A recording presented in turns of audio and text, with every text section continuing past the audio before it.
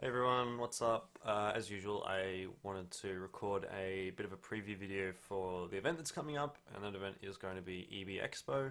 So, if you're not aware of what EB Expo is or what's going on, it's at the Sydney Showground at Sydney Olympic Park, and I think you can still get tickets for it. So you could check out the EB Expo website if you're interested. It's going to be on the 30th of September, so on Friday in a couple of days, and it goes till the 2nd of October. The CS, of course, which I'm sure all of you are really probably here for, is only for the Friday and the Saturday, so 30th and the 1st.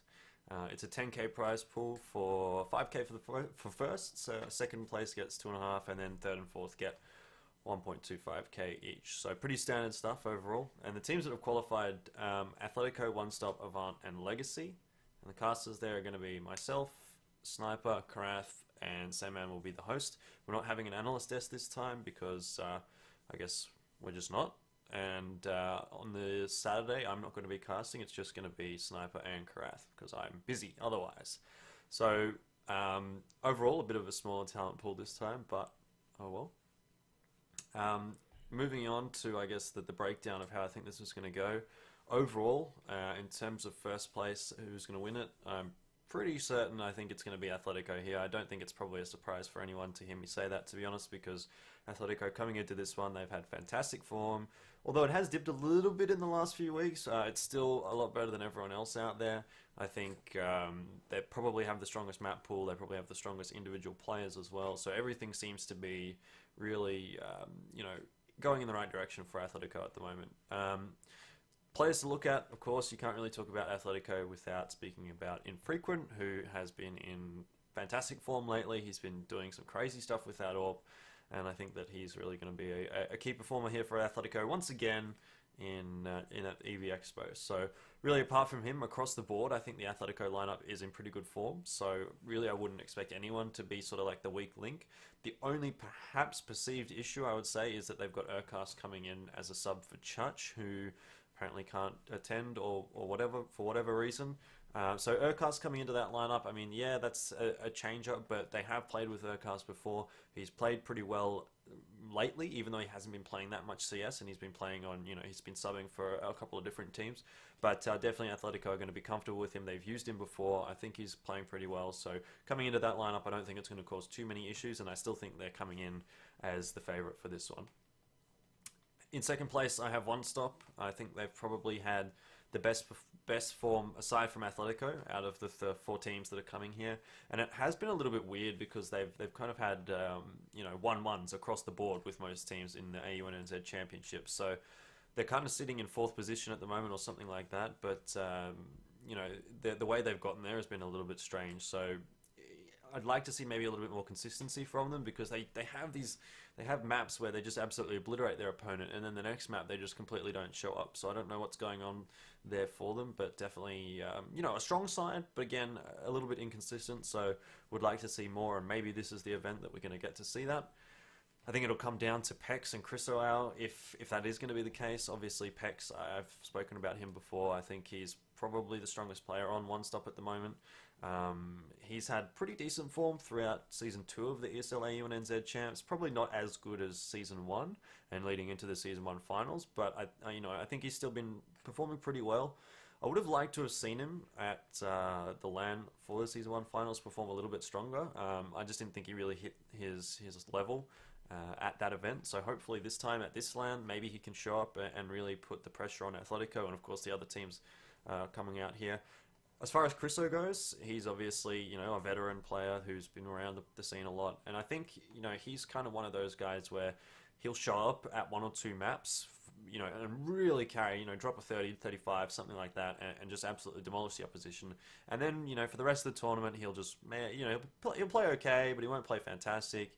And I think he just peaks a little bit too early. So maybe if he can peak in towards the final here, well, what I think when OneStop get to the final, which I think will happen against Athletico, maybe there's something in it there for Athletico, but I think across the board they'll probably all have to step up.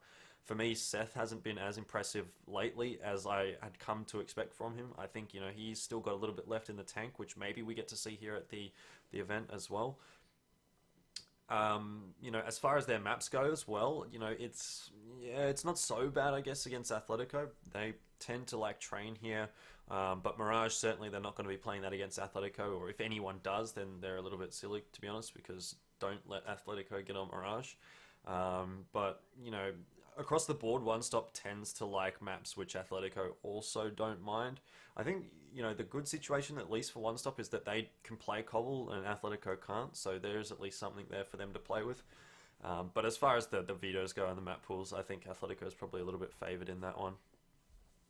Moving on to third and fourth, I think it's kind of hard to call. Obviously, there's not really a perceived third and fourth, but I guess whoever gets up over each other in the group will get that position. I think Avant should probably be able to take out Legacy in the group stages. I just feel like they have the potential as a lineup a little bit more than what Legacy does at the moment. And I think their performance at the CSGO OEM finals was not so bad either. So, going into this one, I think Avant have that slight edge over Legacy, but it's definitely not a huge one. And again, either of these ones could be interchangeable, I feel. Coming into this event, their performances have been pretty poor. Their form is not that great. The ESL AU and NZ Championship hasn't been kind to them at all. They've played 10 times. They've won twice, I think, 2 maps overall. So, that's a little bit of a worry. I guess the one takeaway, at least for them at the moment, is that they've qualified for the ROG Masters. They've qualified for EB Expo. So there is some decent performances in there to sort of outweigh the problems that they've been having in the ESL AU and NZ Championship, but certainly things are not looking so crash hot for Avant at the moment. I still think coming into this they're going to be okay, but it's definitely going to have to come down to, well, one, Zedski, who's been their most consistent player lately, and in general, obviously he's been doing good things with the AWP, but is he going to be able to challenge infrequent?